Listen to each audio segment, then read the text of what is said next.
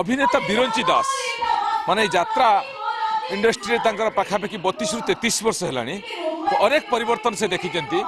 मंच धीरे धीरे धीरे धीरे परिवर्तन होगी आज किभली भाव में डिजिटल रे पहुंची से अनुभूति अभिज्ञता विषय कथा हवा जे आप जो प्रथम मंच को आसी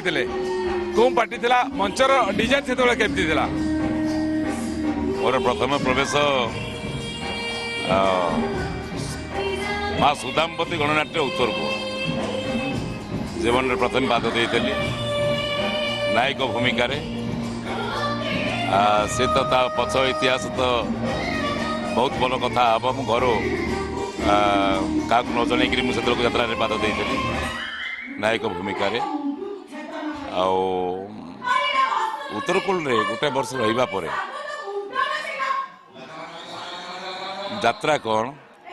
यात्रा प्रति जो आग्रह थिला से परंपरा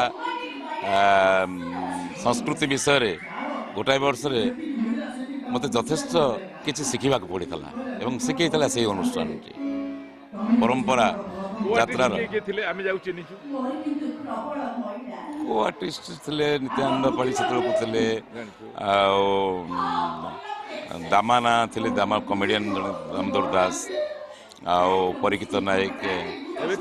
धुन हिरोइन थे आमर धुन ना परीक्षित केवल अच्छा यात्रा ना मंच तो निरिया भक्त था मंच मंच भली जो बाउंश बंधा मंच एमती पटा पेंडाल अल्प बाट था माटी चढ़ी पटा पेंडाल को आम उठुलु बस फस नाला ट्रक रे जीवा आसवा एक कलाकार मानकर जो संघर्षमय जीवन समय से मु प्रवेश करी से अनुभूति की मुझे साउंड देली से पार्टी भाइराल जुग आरंभ हो ना ना ना भाइराल जुग किंतु प्रतिभा फुटी उठुले समाज भल अभिनेताटी दर्शक मान विवाह करिया यात्रा जाइतला यात्रा जीवा पर विवाह नहीं नहीं विवाह पूर्व आसते यात्रा परे परे विवाह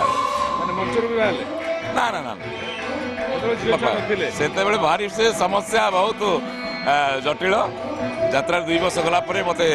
झील मिल नाला बापा समस्या पड़े जोटा कि यात्रु मत पुणी विरति ना पड़ता घर को आसक पड़ता पुणी राजनीति में मु तो कॉलेज लाइफ रू मोर ऑर्गेनाइजिंग कैपेसिटी मोर थिला यात्रा वाला कोई झील दियंती ना झील छुआ अभिनय कर ना गोटे गोटे पुआ करते मो बा कहली मो सागर हिरो धुन बाबू जी चलीगले बोली शुणुची कि कौन भूल शुणी मुझे कहीपरूनी सी थे आम हिरोइन पुरुष लोक यात्रार इंडस्ट्री से आग धाटर जड़े आप नाटक तो रेकर्डिंग हो ना भाइराल भी हो लोक जानती केमती ये अभिनेता ये पार्टी अच्छी बोली जानते यही तो हूँ आश्चर्य कथा यात्रा प्रेमी वर्तमान जमी तो अच्छा से भी थिले दृष्टिकोण भंगी संपूर्ण भाव में भिन्न थिला चाकचक्य नहीं संलाप अभिनेतार संलाप एवं अभिनयर जादूगरी आपण मान कलाकार जन को फाटकिनी दर्शक मध्य को भिड़ी नौला ना लोक पचारि बुझुले मु आपनकर अनुभूति कहबी से उत्तरकूल किशोर खुंडवाल प्राय प्रथम नाटक यात्रा इंडस्ट्री प्रवेश मोरी रूम रे आसी रही था मत परिचित करदे नुआ सार आमर आली भागवत नियाली गीता तांको जीवन प्राय प्रथम नाटक नाटक पुरी भागवत पिपिली गीता सेटा प्रथम थिला मु करतले आली भागवत नियाली गीता तादर गोटे नेगेटिव कैरेक्टर कली एवं प्रभास जगह कृष्ण होतली से इमेजिन कर दर्शक आसते ग्रीन रूम तक भर टकरा काली पाई कृष्ण होता कृष्ण होता लोकटा निश धड़ी लगेक भेलियन होकर घाटुचे अधारू क्यारेक्टर हो जाऊँगी आली भागवतर बापा मुझे गोटा वयस्क रोल मो यंग क्यारेक्टर रे मो अलराउंडर बोली मत से डिक्लेयर होता ये वीरन दास सत्यारू हाँ बापर चौका पुअर छका ये सब खजुरी गसर कि गुण गायबी मूलर पाँच पाँच ये सब हिरो किंतु आली भागवत नियाली गीता एक बाप जेज भाया करेक्टर मुझा करूँ तेणु से मोर ଅଭିନୟ କରିବାର ଦକ୍ଷତା ମୁଁ ଲୋକମାନଙ୍କୁ ଜଣେଇ ଦେଇଥିଲି କାରଣ ଡ୍ରାମା ଡିରେକ୍ସନ୍ ଦେଇକରି ମୁଁ ସେତେବେଳକୁ ଯାଇଥାଏ। ତେଣୁ ସେତେବେଳେ ମୋତେ ସାଙ୍ଗେ ସାଙ୍ଗେ ତା ପର ବର୍ଷ ଅଫର ଆସିଥିଲା ପାର୍ବତୀରୁ। ତେଣୁ ସେ ବର୍ଷ ଏଇ ବିବାହ ସକାଶ ପ୍ରୋବ୍ଲେମ୍ ହେଲା ବୋଲି ମୁଁ ଅବ୍ୟାହତି ନେଇଗଲି 3-4 ବର୍ଷ ବାହା ହେବା ପାଇଁ। ହଁ ମ୍ୟାରେଜ ହେଲା। ତା ଭିତରେ ରାଜନୈତିକ ସମ୍ପର୍କରେ ପଶିଗଲି। ସରପଞ୍ଚ ଇଲେକ୍ସନରେ 2 ଦିନ ଟର୍ମ ଇଲେକ୍ସନରେ ମୁଁ ଠିଆ ହେଇଛି ଦଳୀୟ ଟିକେଟରେ। ନା ଜିତିନି। ନାଇଁ ଆପଣ କୋଉ ନାଟକ ବେଶୀ ଆପଣଙ୍କୁ ସାଟିସ୍ଫାକ୍ସନ ଦେଇଛି କେତେବେଳର ଏବେ ନା ସେତେବେଳେ ଜୀବନ ସାରା? ଭଲ ପ୍ରିୟ ନାଟକ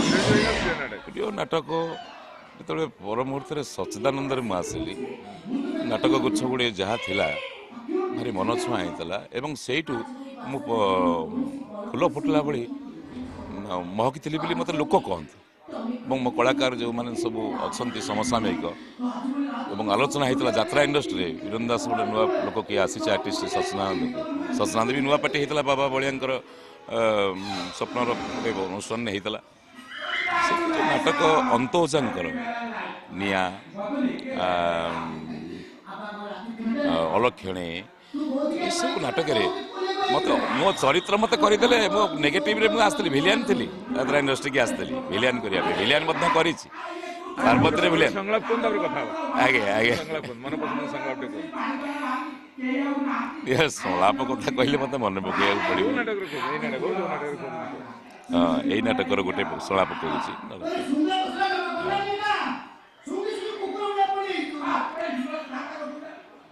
ଆରେ ନାଇଁ ନାଇଁ ଭାଙ୍ଗି ପଡୁନ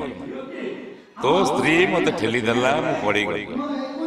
ଏଇ ଘଟଣାଟା ତତେ ସିନା ବ୍ୟଥିତ କରୁଛି ହେଲେ ମୁଁ ତୋ ବାପା ଅବସର ପ୍ରାପ୍ତ ଶିକ୍ଷକ ସତ୍ୟ ସାମଲ ନିଜକୁ ଆତ୍ମସମୀକ୍ଷା କରୁଛି।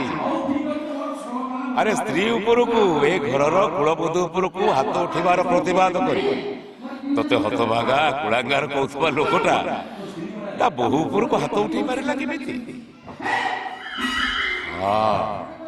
ଦୀର୍ଘ ଦିନ ଧରି ଶିକ୍ଷକତାର ନିଶା ବିଦ୍ୟାଳୟରେ ପିଲାମାନଙ୍କୁ ଆକଟ କରିବା ପାଇଁ ବେଳେ ବେଳେ ହାତ ଉଠେଇବା ବେତ ଉଠେଇବା ଏ ବଦଭ୍ୟାସଟା ମତେ ଏଣିକି ବଦଳିବାକୁ ପଡିବ ରେ ବାବା, ନହେଲେ ଏମିତି ଅସୁବିଧାର ସମ୍ମୁଖୀନ ହବାକୁ ପଡିବ। ଖେଳିକୁ ଉତ୍ତେଜନାରେ ମୁଁ ଭୁଲି ଯାଇଥିଲି ଏଇଟା ମୋ ବିଦ୍ୟାଳୟ ନୁହଁ କି ମୁଁ ଶିକ୍ଷକ ନୁହଁ କି ସିଏ ମୋ ଛାତ୍ରୀ ନୁହଁ ମୋ ବୋହୂ। ମୋ ବୋହୂ ଉପରକୁ ମୋର ହାତ ଉଠେଇ ଦେବାଟା କଣ ଭୁଲ? ନାଇଁ ନାଇଁ ଭୁଲ ହେଇଛି। ମୋ ଭୁଲର ଶାସ୍ତି ମୁଁ ପାଇସାରିଛି। ଆଉ ଏ ଭୁଲ ନ କରିବା ପାଇଁ ତୋ ବାପା ଆଜି ତୋ ସାମ୍ନାରେ ଗାଲ ଚାପୁଡା ମାରି ହଉଛି ରେ, ଗାଲ ଚାପୁଡା ମାରି ହଉଛି, ଗାଲ ଚାପୁଡା ମାରି ହଉଛି। କୋଉ ରାଇଟରଙ୍କ ସଂଳାପ ଆପଣଙ୍କୁ ଭଲ ଲାଗେ? ନାଇଁ ନାଇଁ ଅର୍ଡର ନାହିଁ। ଏଇ ସୁଧାଂଶୁ ନାୟକର ଯୋଉ ନାଟକଟି ମୁଁ କରୁଛି ତାଙ୍କର ଯେତିକି ନାଟକ କରିଛି ନାଟକ ହିଟ୍ ହେଇପାରେ ନ ହେଇପାରେ ସେ ବିଭିନ୍ନ କଥା, କିନ୍ତୁ ନାଟକର ଏକ ଯୋଉ ଚରିତ୍ର ସେ ତିଆରି କରନ୍ତି ସେ ଚରିତ୍ର ସ୍ଥାନ ଉପଯୋଗୀ କାଳ ଉପଯୋଗୀରେ ପ୍ରବେଶ ପ୍ରସ୍ଥାନ ଏବଂ ଯୁକ୍ତିତର୍କ ଥାଏ। ଏଇଟା ଭାରି ଆନନ୍ଦ ଦିଏ। ଯାହା ଥିଲା ଅନ୍ତର୍ଜାଙ୍କର ମାନେ ମତଲବରେ ସେ ଚରିତ୍ରକୁ ପଠାନ୍ତି, ଚରିତ୍ରକୁ କଥା କୁହାନ୍ତି। ଖୁବ କ୍ୱଚିତ ନାଟ୍ୟକାର ଅଛନ୍ତି, ଆଗଧାଟ ନାଟକରେ ଅଛନ୍ତି ଯୋଉଟାକି ଭଲ ଲାଗେ। ଆଉ ନାଟକରେ ତ ଆସୁଛନ୍ତି ବିନା ମତଲବରେ ଆମେ ଯାଉଥିବୁ ଯୋଉଟା କଥା କହିବା କଥା ନୁହେଁ ସେଠି କହିବାକୁ ସଂଳାପ ଲେଖା ହେଇଥିବ କି ମୁଁ ଏଠି କାହିଁ ଏ କଥା କହିବି, ଏଇ କଥା କାହିଁ ମୁଁ ନ କହିବି, କାହିଁ ଲେଖା ହେଇନି ଏଇ କଥା, ଏ ପୂର୍ବ ସିନରେ ଘଟଣା ଘଟିଛି। ଏଇସବୁ ନୂଆ ରାଇଟର ମାନଙ୍କ ଭାରି ଯନ୍ତ୍ରଣା ଆମକୁ ଦିଏ। ଆପଣ ଦେଖନ୍ତୁ 32-33 ବର୍ଷ ତଳର ଅଭିନେତା ଅଭିନେତ୍ରୀ ତ କହିବେନି ଅଭିନେତା, ଏବେକାର ଅଭିନେତା ଅଭିନେତ୍ରୀ ବିଷୟରେ କ'ଣ ଫରକ? ଏବେକାର ତାଙ୍କୁ ତ ସ୍ୱାଗତ କରିବାକୁ ପଡ଼ିବ, କିନ୍ତୁ ଯାତ୍ରାର ଭବିଷ୍ୟତ ହଠାତ୍ ଦେଖନ୍ତୁ ଇଏ ଗୋଟେ ଉଦାହରଣ। ଏ ଅନୁଷ୍ଠାନ ଯୋଉଠି ଅନୁଷ୍ଠାନରେ ନବାଗତ ପ୍ରବେଶ ନିହାତି ଜରୁରୀ। ବର୍ତ୍ତମାନ ଯାତ୍ରା ଇଣ୍ଡଷ୍ଟ୍ରି ପାଇଁ ନୂଆ କଳାକାର ପଶିବା ନିହାତି ଜରୁରୀ, କିନ୍ତୁ ମାଲିକମାନେ 80% କଳାକାର ଭିତରେ 20% ନୂଆ କଳାକାରଙ୍କୁ ଦେଲେ ନାଟକ ସୁନ୍ଦର ହବ, ପ୍ଲସ୍ ସେମାନେ ମଧ୍ୟ ଶିକ୍ଷା ଲାଭ କରିବେ। କିନ୍ତୁ ବ୍ୟତିକ୍ରମ ହେଉଛି 2-3ଟି 20%ରେ ଆମ ଭଲ କଳାକାରଙ୍କୁ ରଖି ସେ ପଇସାର ବଜେଟଟାକୁ ଆଡଜଷ୍ଟ କରିବା ପାଇଁ 80% ଆଜ୍ଞା ସେମାନେ କଳାକାର। ମୁଁ କହୁନି ଯେ ଛୋଟ ପାଟିରୁ କି ମାଳି ପାଟିରୁ କି ଯୋଗ୍ୟତା ସମ୍ପନ୍ନ ନଥିବା କଳାକାର ସେମାନେ କଳାକାର କିନ୍ତୁ ତାଙ୍କ ପରିବେଶ ହଠାତ୍ 80% ସେଇଭଳି କଳାକାରଙ୍କୁ ଆଣି ଆମ ସାଙ୍ଗରେ ଛନ୍ଦି ଦେଇକି ନାଟକ କରାଇବା ଏଇଠି ମୁଁ ସେ କଷ୍ଟଟା ମୁଁ ଅନୁଭବ କରୁଛି ଯେଉଁଠିକି ମାଲିକ ଚିନ୍ତା କଲେନି ଆମେ ଆଙ୍ଗୁଠି ଗଣିତ ନାଟୁଆଙ୍କ ସାଙ୍ଗେ ଯାତ୍ରାବାଲାଙ୍କ ସାଙ୍ଗରେ ଯାତ୍ରା କରାଯାଏ ନୂଆ କଳାକାର କେବେ ଯାତ୍ରାବାଲା ହେଇପାରିବେନି ଯାତ୍ରା ନାଟୁଆ ହେଇପାରିବେ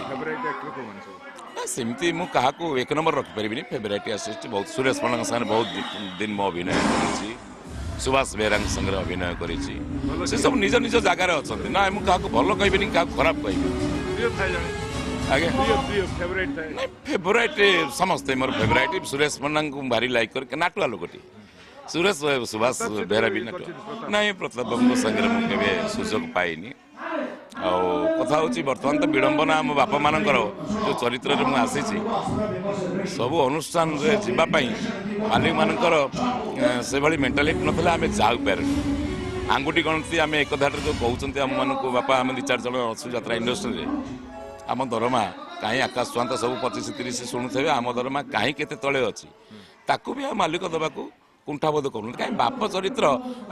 2 ଲକ୍ଷ 2.5 ଲକ୍ଷ 3 ଲକ୍ଷ ଫାଦର ମିଳିଯାଉଛନ୍ତି ଚଳେ ଯିଏ ହିରୋ ହିରୋଇନ୍ ଭିଲିଆନ୍ ନୁହେଁ ତ କମେଡ଼ିଆନକୁ ଖୋଜିକିରି ରଖୁଛନ୍ତି ଇଏ ପାଇଁ ତେଣୁ ସେ ଗୋଟେ ବାପକୁ କାହିଁ ଏତେ ରଖିବେ ସେଟାକୁ ଆଡଜଷ୍ଟ ବଜେଟରେ ପଡ଼ୁଛି ମୁଁ ଦର୍ଶକଙ୍କୁ ସୂଚନା ଦେବାକୁ ଚାହୁଁଛି ବିରଞ୍ଚି ଦାସ ଅଭିନେତା ବିରଞ୍ଚି ଦାସ ବର୍ତ୍ତମାନ ରାଜଧାନୀ ଅପେରାରେ ଅଭିନୟ କରୁଛନ୍ତି ଯେ ଅତୀତରେ ଯେଉଁ ହିଟ୍ ନାଟକ ଥିଲା ବାପର ଚୌକା ପୁଅର ଛକା ଉତ୍ତର କୂଳର ବୋଧେ ଖଜୁରୀ ଗଛର କି ଗୁଣ ଗାଇବି ମୂଳରୁ ପାହାଚରେ ସେ ହିରୋ ଥିଲେ ଆପଣଙ୍କର ସେ ସଂଳାପ ମନେ ଅଛି ସଂଳାପ ମନେ ନାହିଁ କ୍ଷମା କରିବେ ନା ମନେ ମୋତେ ପ୍ରିପେୟାର ହେବି ତାର ମନେ କହି ମୁଁ ଜମା ମନେ ନାହିଁ ଏଇଥିପାଇଁ ପଚାରୁଛୁ ତ ନାଟକ ରେକର୍ଡିଂ ହେଇନି ଆମେ ଦେଖିନାହୁଁ ନାଇଁ ମୁଁ ଜମା ମନେ ପକେଇ ପାରୁନି କହିପାରୁନି କହିପାରିବି ବହୁତ ଦିନ ହେଇଗଲାଣି ଦର୍ଶକ କ'ଣ କହିବେ ଦର୍ଶକ ଦେବତା ସେମାନେ ମୁଁ ଆପଣମାନଙ୍କ ମିଡ଼ିଆରେ ମୁଁ ଦେଖୁଥିଲି ମାଲିକମାନେ କିଶୋର ବାବୁ ଆମର ବିଶ୍ୱ ଦରବାରର ମାଲିକ ଭଲ କଥାଟିଏ କହିଥିଲେ ଦର୍ଶକମାନେ ଯେବେ ତାଙ୍କର ରୁଚିଟାକୁ ବଦଳେଇ ଦେବେ ସେତେବେଳେ ଏଇ ଯେଉଁ ଯାତ୍ରା କଣ୍ଟ୍ରୋଭର୍ସି କି ଯାତ୍ରାର ରୁଚି ଯାତ୍ରାର ମାନ ମୂଳ ଜିନିଷ ସେତେବେଳେ ଠିକ୍ ଫେରି ଆସିବ କିନ୍ତୁ ଦର୍ଶକ ତାଙ୍କ ରୁଚିକି ବଦଳନ୍ତୁ ଶସ୍ତା ଦର୍ଶକରେ ଶସ୍ତା ଅଭିନୟରେ କିଏ ଭିଲିଆନର ଆଉ ମାନେ ମତଲବ ତ ନାହିଁ ଭଲ ସୁପର ହିଟ୍ କମେଡ଼ିଆନଟି ଗୀତ ବୋଲି 50-100ଟା ଖଣ୍ଡେ ଗୀତ ଉଠଉଥିବ ଏବଂ ଭଲ ନାଚୁଥିବ ସାପ ବେଙ୍ଗ ବିଛା ଚିତା ଚାଟୁ ଫାଟୁ ଯାହା କରିକିରି ଏସବୁଥିରେ ଲୋକ ଭସି ଯାଉଛନ୍ତି ଆଉ ଅଭିନୟକୁ ଗୁରୁତ୍ୱ ଦେଉନାହାନ୍ତି ଦର୍ଶକମାନେ ଭଲ ଅଭିନେତାକୁ ପସନ୍ଦ କରନ୍ତୁ ଭଲ ଅଭିନେତାକୁ ହିଁ ମନେ ପକାନ୍ତୁ ଅଭିନେତା ବୀରେନ୍ଦ୍ର ଦାସ କହୁଥିଲେ ଯେ ଦର୍ଶକ ରୁଚି ବଦଳାନ୍ତୁ ଭଲ ଅଭିନେତାକୁ ପସନ୍ଦ କରନ୍ତୁ ଭଲ ଅଭିନୟ ଦେଖନ୍ତୁ ଭଲ ନାଟକ ଦେଖନ୍ତୁ